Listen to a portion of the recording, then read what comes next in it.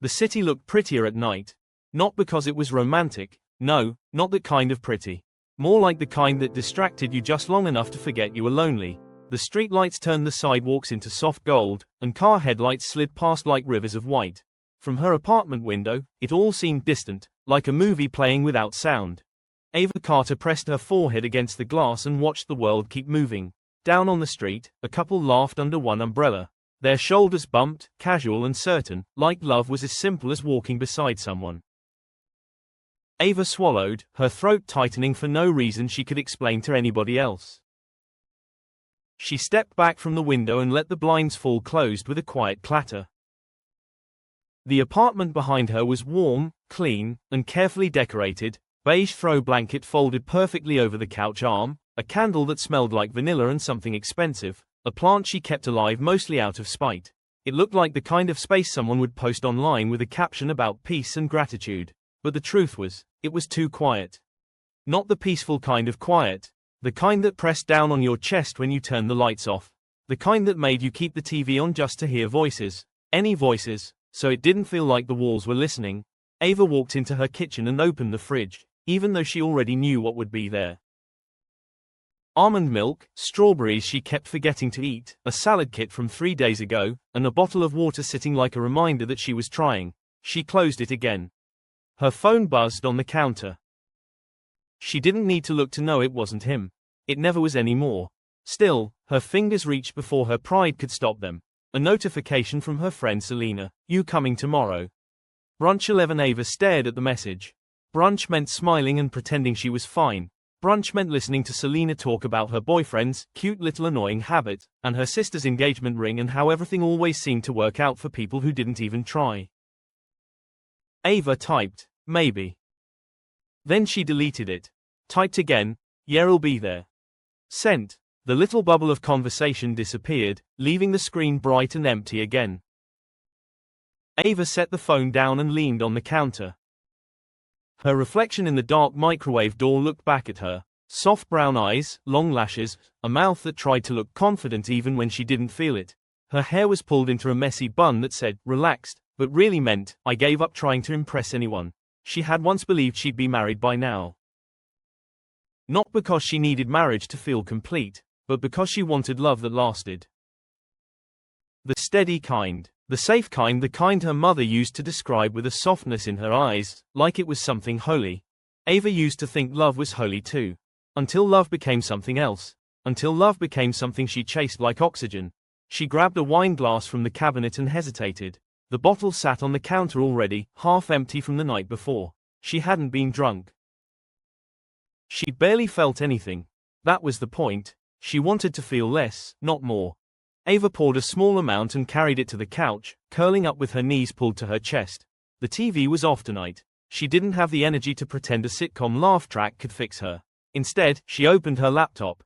Her fingers moved automatically to her email, work updates, client messages, deadlines. She answered 2 emails she didn't care about and stared at a third one without reading it. Then her hand drifted to the corner of the trackpad, hovering over a familiar tab.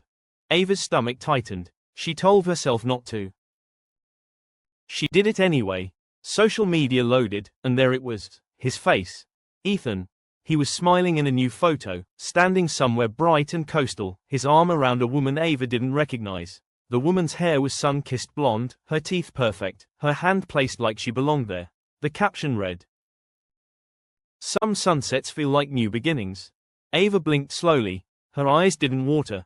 Not yet. She'd cried enough about Ethan that her tears had started to feel embarrassed. It wasn't just Ethan. He was just the last one.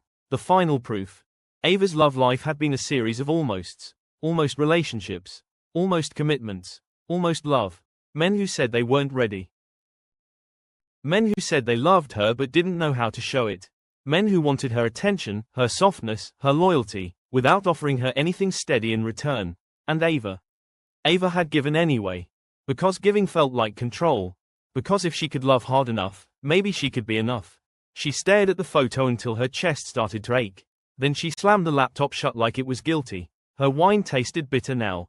Ava set the glass on the coffee table and pressed her palms to her face. "What is wrong with me?" she whispered, voice muffled. The apartment didn't answer. That was the worst part. Everything stayed silent, like her pain was something only she could hear. She stood up and paced to the bathroom, splashing cold water on her cheeks. She studied herself in the mirror like she was trying to find the flaw. Too emotional. Too intense. Too kind. Too available. Too much. That's what people always meant when they said you're amazing, Ava, you just. They never finished the sentence, but she could hear it anyway. You're just not the one. Her phone buzzed again. Ava's heart jumped so fast it made her angry. She grabbed it, and this time it wasn't Selena. It was a number she hadn't saved but knew by memory like a scar. Ethan. For a second, she didn't move.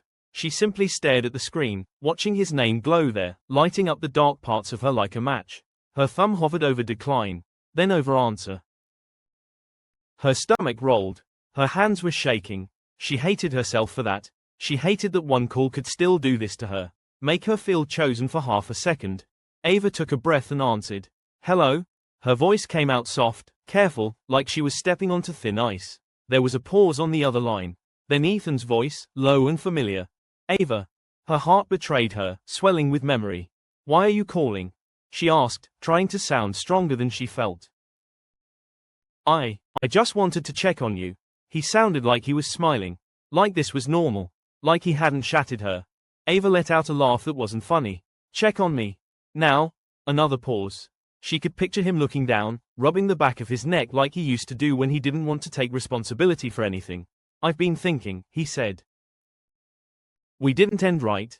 Ava's throat tightened. No, we didn't. You left. That was the ending. It wasn't like that. It was exactly like that.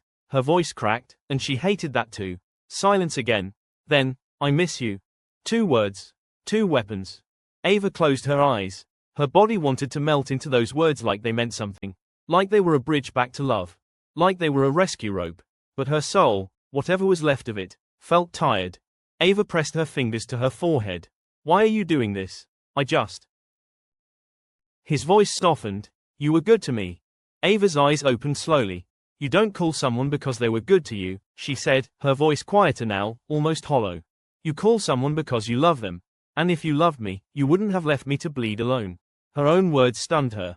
She'd never said it like that before. Never named the wound. Ethan exhaled. Ava, I'm sorry. Sorry. Ava stared at the blank wall across the room, feeling something sharp and aching rise in her chest. Sorry wasn't enough. Sorry didn't undo the nights she stared at her ceiling begging for sleep. Sorry didn't fix the way she questioned her worth in every mirror.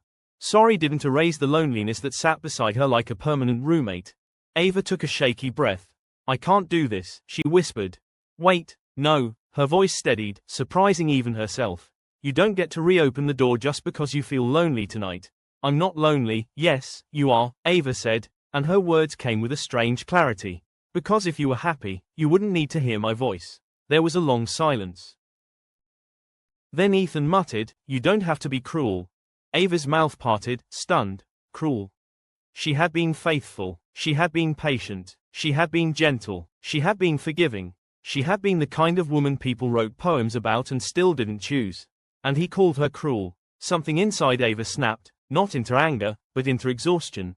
I'm not cruel, she said, voice trembling. I'm just done being destroyed by someone who never planned to stay. She ended the call before her heart could change its mind. The moment the line went dead, the room felt louder. Ava stood there frozen, phone still in her hand, breathing like she'd just escaped something. She should have felt powerful. Instead, she felt empty. She sank onto the couch and stared at her hands. They were shanking. Her chest hurt. She wanted to cry, but the tears stayed stuck somewhere deep, like even her body was tired of grieving. The silence returned, and under it was something else, something she didn't have a name for. A craving, not for Ethan, not for romance, for something safe, for something that didn't leave. Ava leaned her head back against the couch and stared at the ceiling. I can't keep doing this, she whispered into the quiet. It wasn't a prayer, not yet, but it was close. Her eyes drifted to the small bookshelf across the room. She didn't know why she looked there. It wasn't like there was anything special, just novels, self-help books she never finished, and one old Bible her grandmother had given her years ago. Ava hadn't opened it in forever. It sat there quietly, worn at the edges, like it had been waiting. She stared at it for a long moment, and something strange moved through her chest, like the smallest flicker of light under a locked door. She looked away quickly, like she was afraid to hope for something she couldn't control. Ava curled up on the couch again, pulling the beige blanket over her shoulders like armor. Outside, the city kept shining. Inside, Ava closed her eyes and tried to pretend she didn't feel like she was drowning in her own heart. But deep down, beneath all the ache and disappointment, one thought kept repeating like a whisper she didn't understand: there has to be more than this. And for the first time in a long time, Ava wanted to believe it.